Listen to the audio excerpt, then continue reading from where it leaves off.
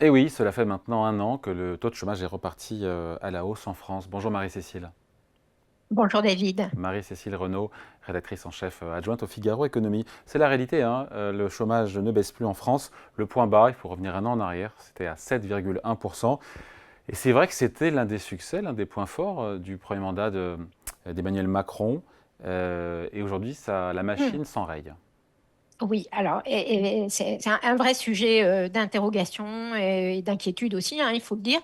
Donc on a eu, comme vous le disiez David, les chiffres de l'INSEE qui ont été publiés hier pour toute l'année 2023. Donc on en a fait une grande page sous la signature de notre journaliste Thomas Engrand dans le Figaro, à lire dans le Figaro. Et qu'est-ce qu'on voit pour l'année 2023? Alors effectivement, le chômage est remonté lentement, mais inexorablement, trimestre après trimestre. Comme vous le disiez, 2023 a commencé avec un taux de chômage au plus bas depuis 40 ans, hein, une vraie réussite. On était à 7,1%. Et puis on est passé à 7,2 au deuxième trimestre, 7,4 révisé à 7,5 au troisième trimestre. Et au quatrième trimestre, on est toujours à 7,5%. Donc on voit que la machine s'enraye, mais même si on reste à un niveau qui est bas par rapport à ce qu'on a pu connaître par le passé. Mais c'est vrai que politiquement, c'est un problème, car la baisse du chômage, c'était quand même la grande réussite du premier quinquennat d'Emmanuel Macron. Hein. Depuis son arrivée au pouvoir en 2017, Emmanuel Macron a vu le nombre de sans-emploi baisser de 2,5 points. Le taux est passé de 9,5 en 2017 à donc 7%, grâce à la création de 1,2 million de postes. Et il a fait de cette baisse du chômage l'argument de sa réélection en 2022. Je ne sais pas si vous vous souvenez. Il a promis notamment d'aller plus loin, hein, de réitérer cet exploit et d'atteindre le plein emploi à 5% de chômage d'ici 2027. Mais ça risque d'être compliqué. Alors, on Compliqué, oui, peut compliqué parce revenir sur que les raisons de cette remontée. voilà, déjà, encore Mais une fois, belle dynamique, vous l'avez dit, 1,2 million d'emplois, belle dynamique sur les créations de postes. On est en phase de retournement. L'OFCE, qui est un peu plus sombre que les autres, nous dit 7,9% de chômage cette année en France. Ça fait encore 0,4 points de plus, hein. Oui, oui, les perspectives sont pas très encourageantes parce que si on se penche sur les raisons de cette remontée, qu'est-ce qu'on voit? L'économie française ne crée pas assez d'emplois. Il y a eu toute cette période d'euphorie post-Covid où le marché de l'emploi était sous tension, mais là, on voit bien que les carnets de commandes des entreprises sont moins remplis, que les perspectives sont incertaines, la croissance n'est pas au rendez-vous.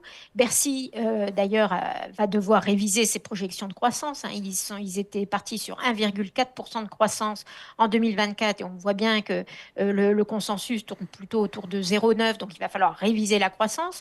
Donc, le gouvernement veut relancer la politique de l'offre avec une loi Macron 2 d'ici l'été. C'est ce qu'Emmanuel Macron a promis pour libérer la croissance, lutter contre les rentes, simplifier les normes, faire voilà, repartir la machine économique et qui est à nouveau des créations d'emplois.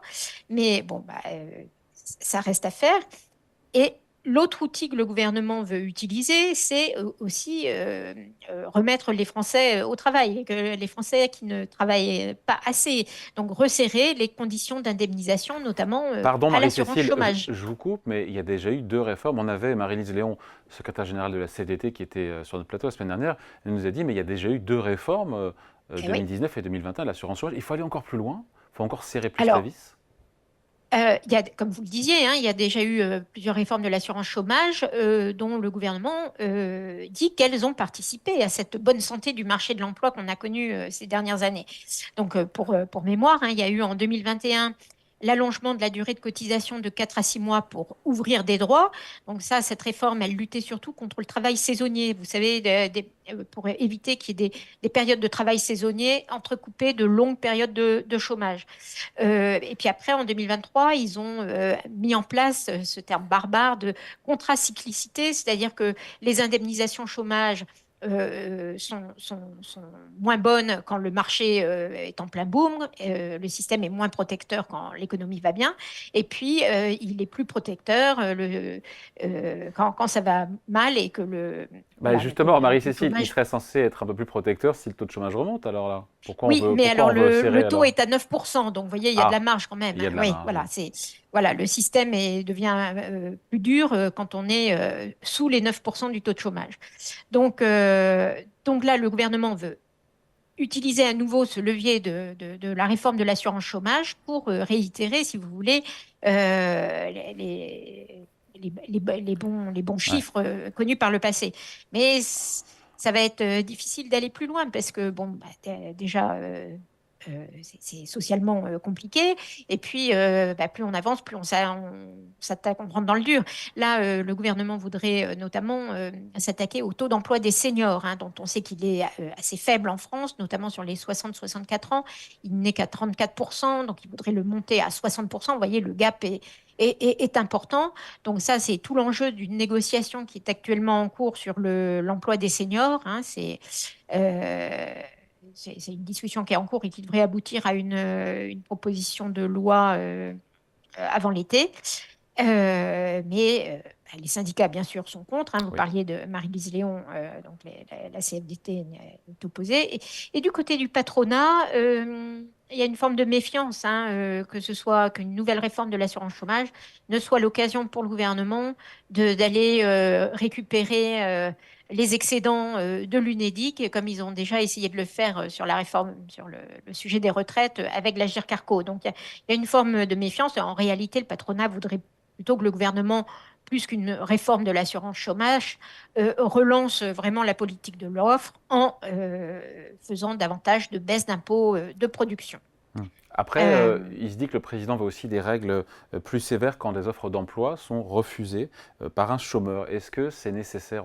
Les syndicats, j'en ai parlé aussi à Force ouvrière, ils y sont évidemment opposés, hein.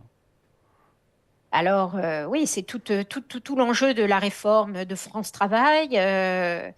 Bon, bah, et c'est tout ce combat pour répondre aux classes moyennes qui ont l'impression qu'elles travaillent et qu'elles n'ont le droit à aucune aide et que elles sont trop riches pour avoir des aides mais qu'elles n'ont le droit que de travailler. Donc la réforme, c'est la réforme du RSA qui contraint à avoir 15 heures d'activité, alors qui n'est pas du travail gratuit, hein, c'est de l'activité. Ça veut dire, ça peut être, c'est remettre le pied à l'étrier à quelqu'un qui, pour éviter qu'il y ait une désocialisation, c'est apprendre à faire un CV, sortir, voir du monde, passer son permis de conduire. Vous voyez, c'est pas. Souvent, on a caricaturé en disant vous voulez faire travailler gratuitement les personnes au RSA. C'est pas ça. C'est lutter contre l'isolement social, qui est quand même aussi un fléau. Après, il y a Bon, juste, voilà, il y a Marie-Cécile. cette Ouais. volonté de remettre. Et puis, alors, on a parlé des seniors tout à l'heure, mais il y a aussi les jeunes. Les jeunes, vous savez, on a souvent parlé de ces NEETs, ces jeunes ni en formation ni en emploi, qui Les sont des jeunes décrocheurs. décrocheurs en Ouais. réalité. Voilà, exactement, c'est des décrocheurs et dont le taux est assez important en France. On est à 12,5%, alors qu'en Allemagne, on est plutôt autour de 9%. Et ça, année après année, on a quand même du mal à régler ce problème qui reste prégnant. Le gouvernement a bien mis en place le contrat d'emploi, le contrat d'accompagnement jeune qui accompagne 500 000 jeunes. En gros, ils ont une allocation de 528 euros par mois en échange de 15 à 20 heures d'activité. Donc, vous voyez, c'est un peu la même logique d'accompagner, mais d'essayer de sortir de son isolement et de remettre le pied à l'étrier. Mais on voit que ce taux de NEET euh, reste important. Ils n'ont pas bénéficié, ces jeunes décrocheurs, de l'amélioration du marché de l'emploi ces dernières années. Et alors, c'est pas, rien n'est simple, hein. Parfois, il peut y avoir des profils cabossés avec des gens qui ont des problèmes de logement, des problèmes d'addiction, des vies compliquées. Mais voilà, tout l'enjeu pour le gouvernement, c'est de remettre à chaque bout de la chaîne les jeunes, de faire rentrer les jeunes plus vite sur le marché du travail Et faire et de travailler faire plus que longtemps les les plus âgés seniors, travaillent un peu autant plus que faire se longtemps. peut. Ouais, Je lisais dans le Figaro voilà. que Patrick Martin vous a dit qu'une nouvelle réforme de l'assurance chômage pourrait faire revenir à l'emploi 100 à 150 000 chômeurs. Est-ce qu'on peut y croire? Et deuxième question, on enterre ou pas cette promesse de plein emploi en 2027 à 5%? Le Ah, plein bah emploi, c'est 5%. Est-ce qu'on se dit que c'est terminé ou Ou en tout cas, Non, le c'est mal gouvernement emmanché. la maintient. Non, non, non, non, non, on l'enterre pas. Le gouvernement la maintient, en tout cas.